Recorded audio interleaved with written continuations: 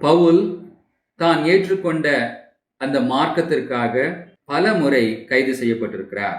இத்தாலியாவுக்கு போவதற்காக கைதியாக இருந்த பவுலும் மற்ற கைதிகளும் கடல் பயணத்தில் புறப்படுகிறார்கள்.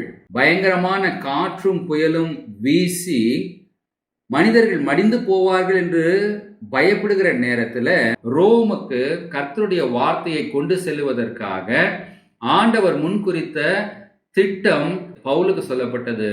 பவுல் வாக்குரைத்த தேவன் உண்மை உள்ளவர் என்பதை நம்பி விசுவாசித்தபடியால் அவருடைய ஊழியம், அவருக்கு சொல்லப்பட்ட வாக்குத்தத்தம் இன்னும் நிறைவேறவில்லை என்று அவர் தெரிந்திருந்தபடியால் அந்த நம்பிக்கையற்ற சூழ்நிலையிலும் கர்த்தர் என்னை கொண்டு என்ன செய்ய சித்தம் கொண்டிருந்தாரோ அதை எப்படி நிறைவேற்றுவார் என்ற நம்பிக்கையில அந்த சூழ்நிலைகளை முறியடித்து தொடர்ந்து ஊழியத்தை செய்ய விசுவாசத்தோடு எதிர்பார்த்து காத்து கொண்டிருந்தார்.